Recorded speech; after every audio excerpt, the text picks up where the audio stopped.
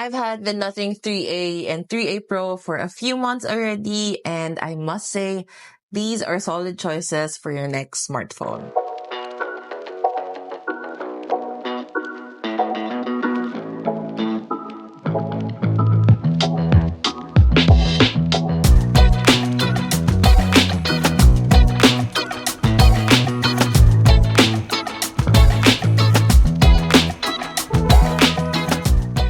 Hi, I'm Mikey, but you can find me as @MikeyS everywhere else. Today we're going to focus on the Nothing 3A Pro. And because I'm a camera girl, let me do a camera tour plus sample photos and videos for you guys. Just a bit of background, here are the specs. This has 3 cameras at the back, a 50 megapixel shake-free camera, a 50 megapixel periscope camera, which I truly love, and in front is also a 50 megapixel camera. So the camera software is actually enhanced by AI, and definitely merong processing that comes after you've already taken the photo. I'll talk more about this later on. Now let's start with the camera tour, and this is how it looks like when I open it up. And one annoying thing about this phone is that laging naka-on yung HDR when you open it up. Itong red yung HDR, and I tried looking for solutions. I tried checking the settings, pero wala talaga. So every time I open it up, sometimes nalilimutan ko and nagtitake na ako ng photos not knowing na HDR is on. Doesn't necessarily mean that the photos turn out bad. It's just that for me, mas gusto kong naka-off lagi yung HDR. As you can see on the screen, I like taking photos at 16:9 ratio. But if I want to use the 50 megapixel quality of this camera, I am limited to 4:3 ratio like this. I actually wonder if you guys can tell the difference between a 12 megapixel and 50 megapixel photo. Let me share some samples with you guys.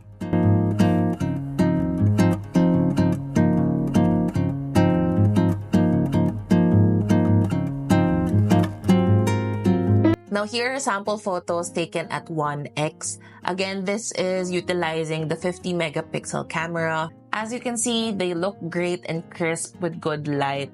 It can be a bit soft if there is less light. But personally, expected and accepted ko na to when it comes to smartphones.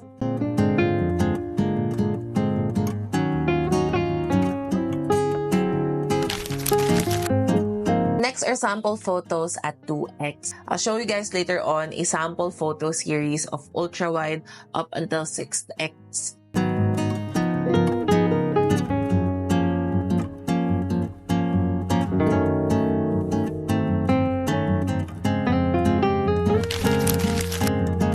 Now here is where I get excited. We're using the periscope lens for 3x and 6x photos. So on paper, this just means that we're getting better zoom capabilities without degrading the quality of the photos. And I kind of agree with this one. Here are samples. Let me know your thoughts.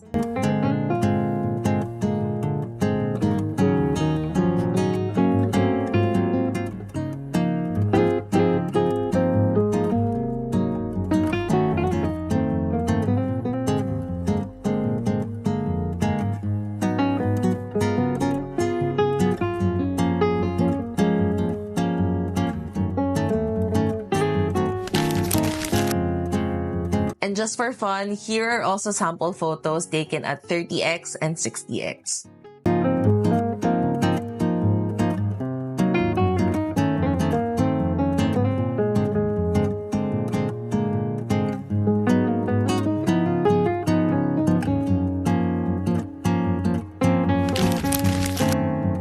Okay, now here is what I mentioned earlier in a series of photos from ultra-wide up until 6x.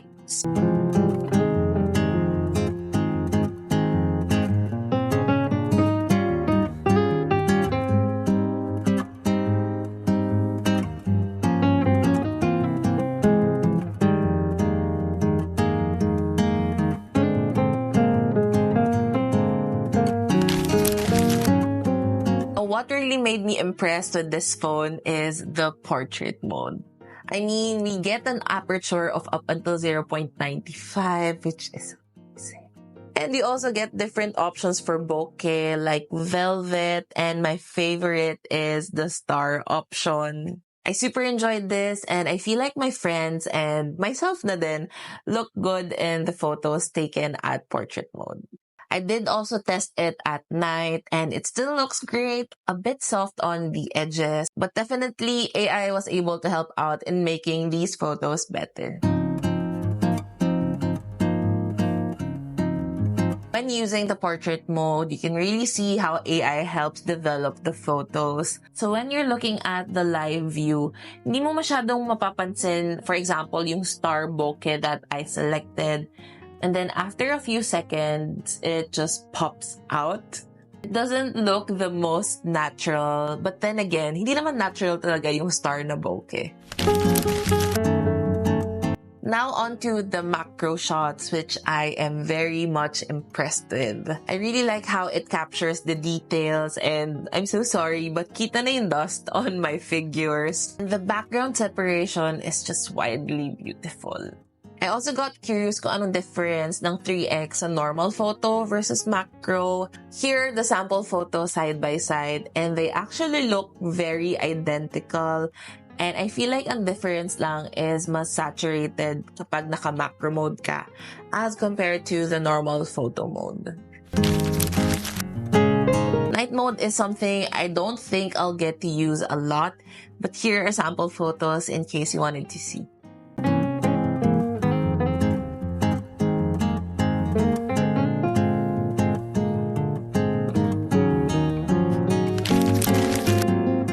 We also get panorama mode on this phone, although I don't think I'll also get to use that as much, but here are sample photos.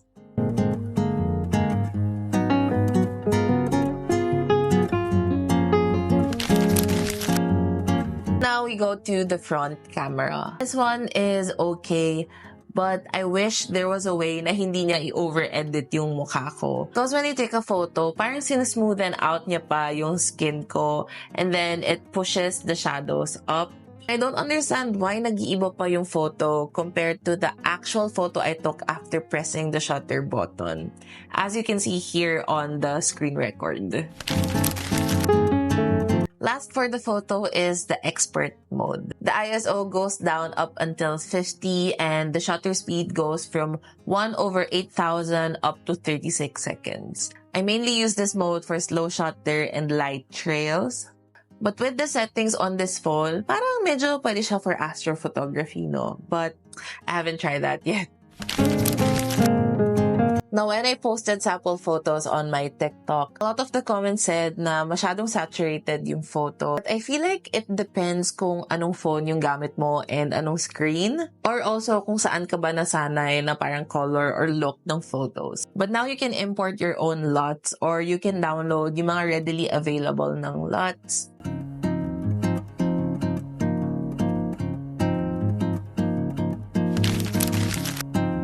Okay, now let's go on to the video mode.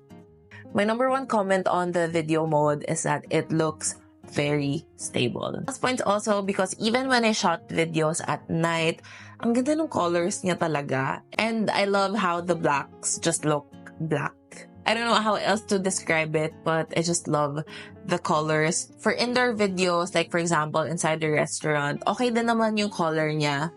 But, of course, if onti talaga yung ilaw, like inside this cafe, medyo nag-struggle na siya, and quite grainy na yung output niya.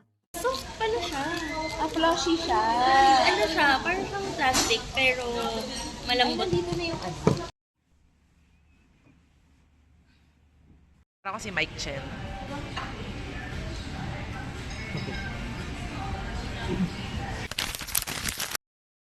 Now here is a front camera video. And by the way, even the front camera can take 4K 30 FPS videos.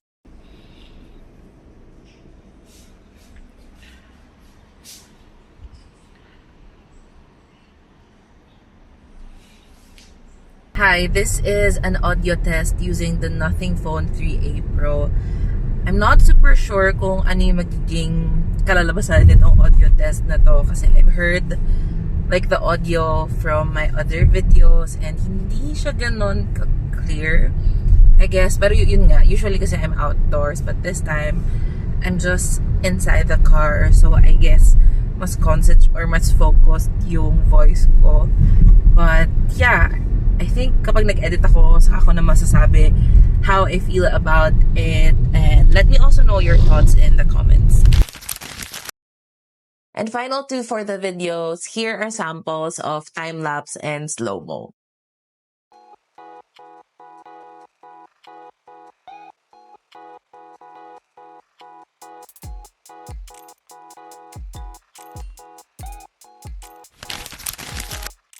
In conclusion, two things I like about this phone.